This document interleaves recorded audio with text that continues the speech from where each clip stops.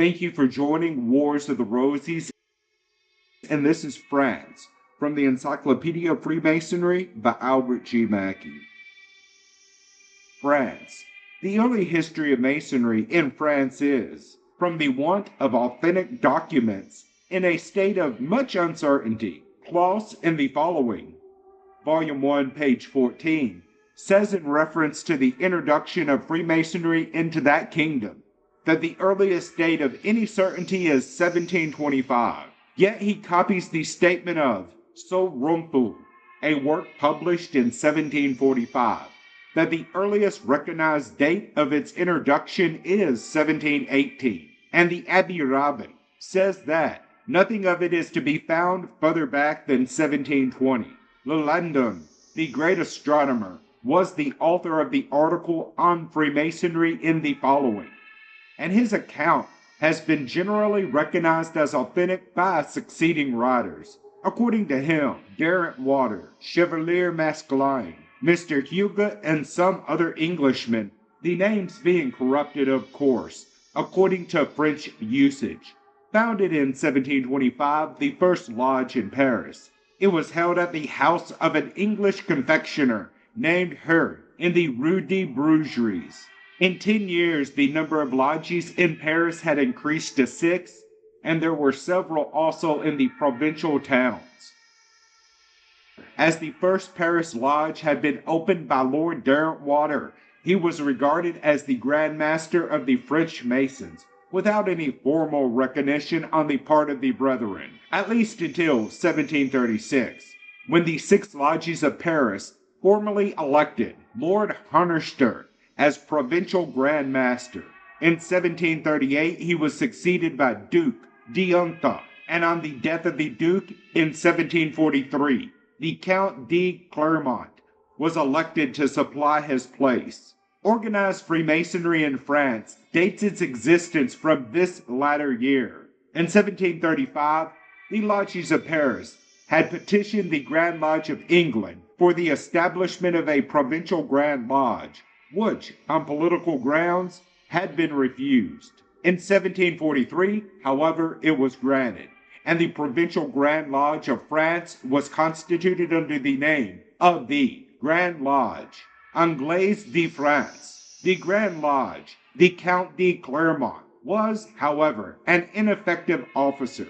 Anarchy and confusion once more invaded the fraternity. The authority of the Grand Lodge was prostrated, and the establishment of mother lodges in the provinces, with the original intention of superintending the proceedings of the distant provincial lodges, instead of restoring harmony, widened still more the breach. For, assuming the rank and exercising the functions of Grand Lodges, they ceased all correspondence with the metropolitan body, and became, in fact, its rivals. Under these circumstances, the Grand Lodge declared itself independent of England in 1755, and assumed the title of the Grand Lodge de France.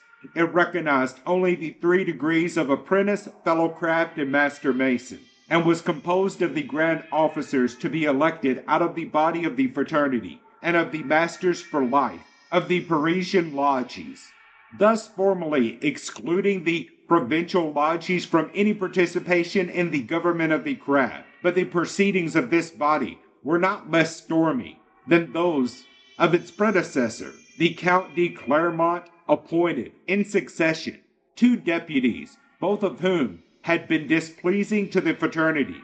The last, Lecorne, was a man of such low origin and rude manners that the Grand Lodge refused to meet him as their presiding officer. Irritated at this pointed disrespect, he sought in the taverns of Paris those masters who had made a traffic of initiations, but who, heretofore, had submitted to the control, and been checked by the authority of the Grand Lodge. From among them he selected officers devoted to his service, and undertook a complete reorganization of the Grand Lodge.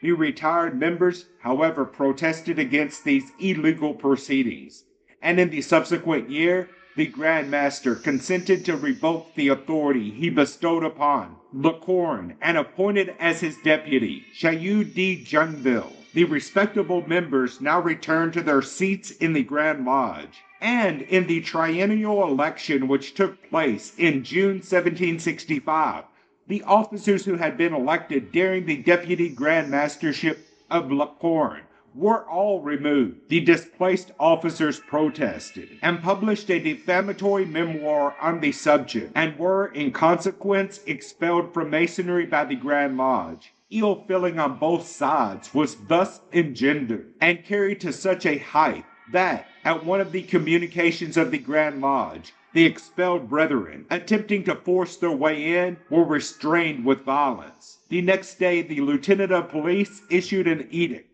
forbidding the future meetings of the Grand Lodge. The expelled party, however, still continued their meetings. The Count de Clermont died in 1771, and the excluded brethren, having invited the Duke of Chartres, afterward Duke of Orleans, to the Grand Mastership, he accepted the appointment. They now offered to unite with the Grand Lodge on condition that the latter would revoke the decree of expulsion. The proposal was accepted, and the Grand Lodge went once more into operation. Another union took place, which has since considerably influenced the character of French Masonry. During the troubles of the preceding years, Masonic bodies were instituted in various parts of the kingdom, which professed to confer degrees of a higher nature than those belonging to craft masonry, and which have since been known by the name of the higher degrees.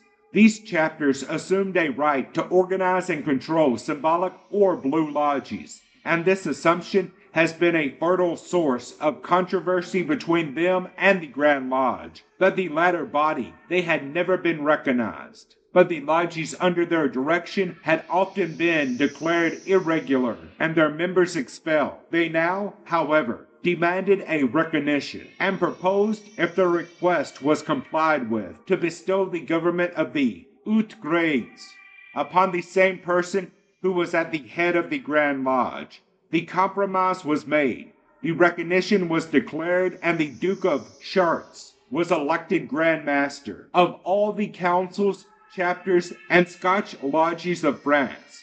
But peace was not yet restored. The party who had been expelled, moved by a spirit of revenge for the disgrace formerly inflicted on them, succeeded in obtaining the appointment of a committee, which was empowered to prepare the new constitution. All the lodges of Paris and the provinces were requested to appoint deputies who were to form a convention to take the new constitution into consideration. This convention, or as they called it, National Assembly, met at Paris in December 1771. The Duke of Luxembourg presided, and on the 24th of that month, the ancient Grand Lodge of France was declared extinct, and in its place another substituted with the title of Grand Orient de France. Notwithstanding the declaration of extinction by the National Assembly, the Grand Lodge continued to meet and to exercise its functions.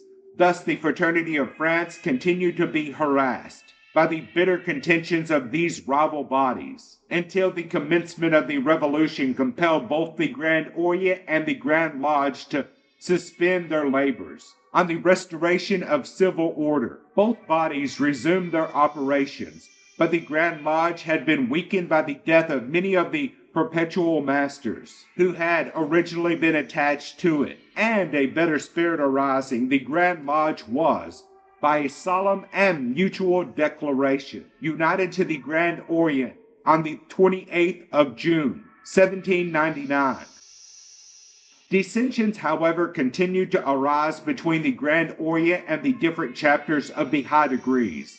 Several of these bodies had at various periods given in their adherence to the Grand Lodge and again violated the compact of peace. Finally, the Grand Orient, perceiving that the pretensions of the Scottish Rite Masons would be a perpetual source of disorder, decreed on the 16th of September 1805 that the Supreme Council of the 33rd degree should thenceforth become an independent body, with the power to confer warrants of constitution for all the degrees superior to the 18th or Rose Croix.